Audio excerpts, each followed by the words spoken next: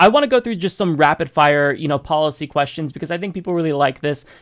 See if you check all the boxes, and I think that you do. So, Okay. okay. So, when it comes to policy proposals, would you support public financing of elections? Yeah, certainly to a point. Spencer Overton was a professor at GW before he went into the Obama administration, has a proposal for a democracy dividend. So this is like an earned income tax credit like proposal that gives all Americans an opportunity basically to fund campaigns. At the moment, only 2% of Americans are involved in the effort of or the process of choosing who the rest of us vote among.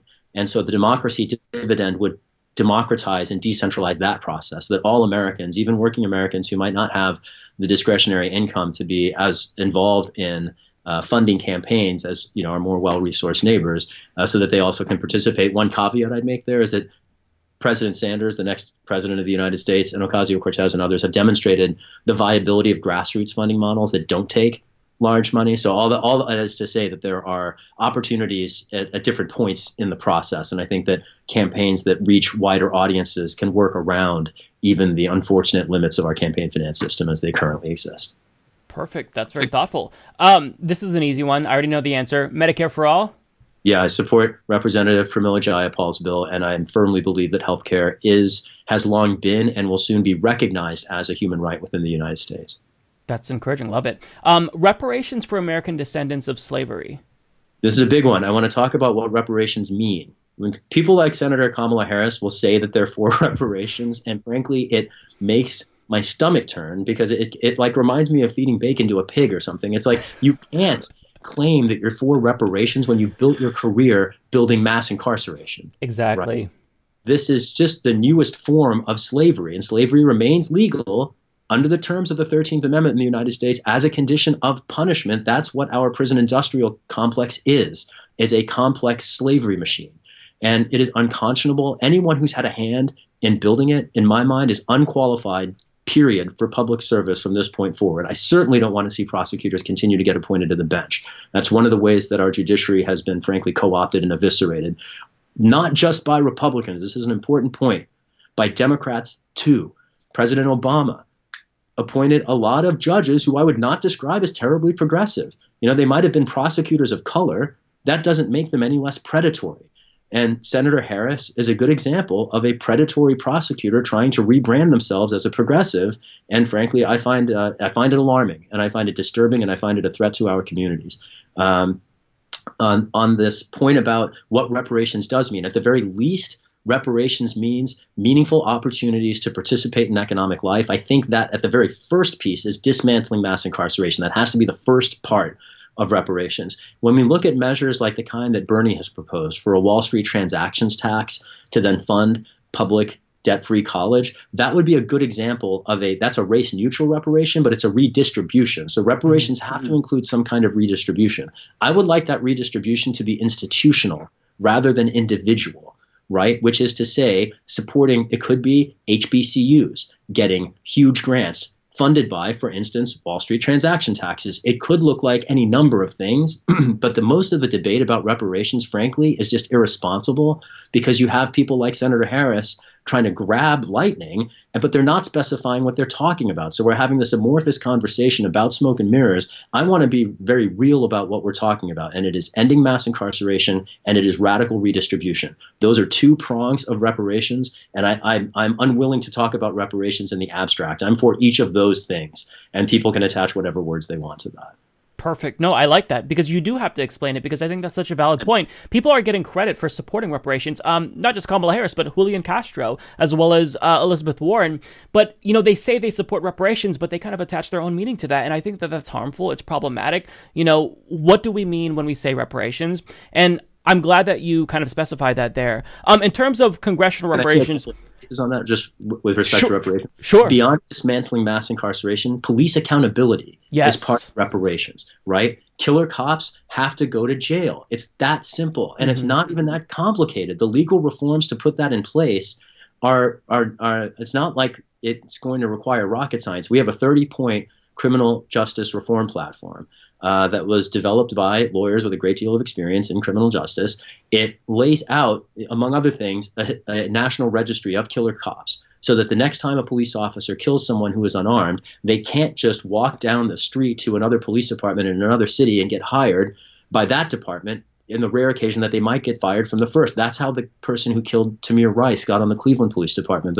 The chief of the department that fired him before said, this man should not be a police officer anywhere. And so what does he do? He goes to Cleveland, gets a badge and a gun, and kills a 12-year-old in the park within seconds of rolling up in his car, right? Cops who kill should not get rehired anywhere else. We also need to, for instance, this is all super low-hanging fruit right now. We could start by just counting who gets killed by police. At the moment, we're reliant on a British newspaper to tell us that information. Just like we were relying on the same British newspaper to reveal that the Chicago Police Department had a torture facility that was running for decades. The same British newspaper to tell us that the NSA was monitoring Americans' phone calls and the internet, right? This idea that we have insufficient transparency into our own government and the way that it is abusing our own rights as citizens is unacceptable. And I think that also has to be part of reparations, is gaining a foothold in meaningful democratic process and participation in our government instead of secret government. One last thing here to tie all that full circle. We talked about ending mass incarceration. We talked about radical redistribution. We talked about police accountability. I want to dial this up for a second. People forget how the war on drugs started. The war on drugs started, we know, because the CIA was running drugs into LA and Miami to sell weapons and fund its own rogue foreign policy in Latin America. That sounds like a conspiracy theory. It's all been documented, and the CIA has admitted it as much. But never will you hear, never have I heard, a policy discussion about ending mass incarceration tied to accountability at the CIA. Because until we put the CIA on a leash, we can't have any assurance that the next the CIA has been responsible for most of our national crises going back in the last several generations. Al-Qaeda was created by the CIA to fight the Soviets in Afghanistan. Mass incarceration and the drug war was a contrivance of the CIA, right? We could chase this rabbit for a while. All I mean to say is reparations could look like taking whatever secret money we've been hurling into the CIA budget behind a wall of executive secrecy because no one even knows what the agency's budget is, but whatever that number is, taking those funds and putting them into communities. Those could be after-school programs in communities that have been shattered by the drug war contrived by the CIA. Those could be job training programs in those communities. Those could be vocational training institutes. There's so many opportunities here, and the discussion about reparations has not been nearly radical enough. Yeah. Sorry. I would no, that's fantastic. I love the nuance. That's such a great point because we aren't having a very complex conversation about it. It's just, either or when people don't describe what they mean by that. And it is complex. Let me just say, one question with regard to reparations in terms of like a House bill, would you be open to supporting something like H.R. 40 in Congress, which kind of studies reparations? I think studies are important. This is kind of like it maps to the Green New Deal. The Select Committee on the Climate Crisis is basically that kind of process. It's an exploratory committee to develop, at least if Speaker Pelosi gave it the authority to, it would develop policy to then effectuate the vision and put it into meaningful terms that we can debate, just like it sounds like H.R. 40 might unlock a process to distill what reparations might mean in the concrete. These kinds of processes of inquiry, similarly like impeachment. At the moment, impeachment could move forward simply by an inquiry of impeachment. But Speaker Pelosi throws a wet blanket even on that, right? Process can be substance, especially when the process is inhibited from beginning.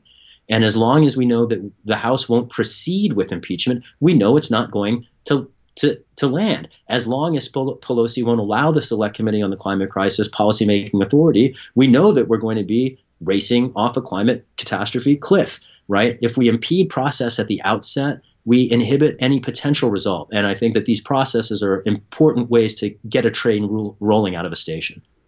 Okay, so let's go to a couple of other policies. You already touched on it, but abolish ICE. I know you support that. Absolutely. ICE was created in 2003. It's not a very long-standing agency. It can be unwound, and its responsibilities could be placed elsewhere. Now, just to be clear, CBP, the other immigration enforcement agency, is up to its neck in human rights abuses too. So it's unclear which of those agencies, frankly, is worse. I would, frankly, abolish both of them and replace them with a new architecture that would be accountable to someone in a way that those agencies are not. That's a maybe in the beautiful answer. rather than DHS. I love it. I love people that are moving, the ball forward on this because, yeah, as we learn more and more, especially this week with what AOC has kind of reported to us. I mean, we knew about the human rights abuses, but, when you get these pictures from inside the facilities, it really gets people to think about this in a different way and really want to take more action. So, yeah, CPB, I like that they're on the chopping block. Okay, another thing that's kind of newer, but I wanted to talk about this. Do you support legalizing psychedelics? I appreciate you asking that. I am very committed to cognitive liberty. So when I talk about removing cannabis from the Controlled Substances Act, at the very least, I want to allow more access, especially for research purposes, to the class of psychedelics that might be used, for instance, to support veterans coming home with PTSD, right? There's a nonprofit called MAPS, the Multidisciplinary Association of Psychedelic Studies. I think that's what it stands for. And they camp with me at Burning Man. And much of what they do otherwise is to explore the ways that psychedelics can be useful to marriage therapists and couples in crisis, to veterans or survivors of trauma dealing with post-traumatic stress disorder. I think these are devices, tools that can be positively useful for some people. At the end of the day, whatever we think about the way they could be used or not used, the question emerges, what authority does a government have to dictate to people what they do to themselves, right?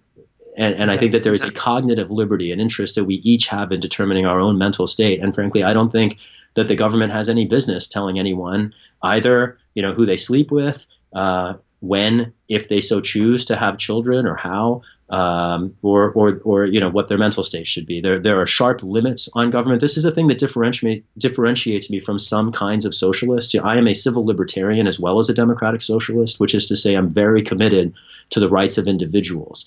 And I think that individuals should be free from government interventions in our personal choices. And, the choice of whether or not to take psychedelics is one of those.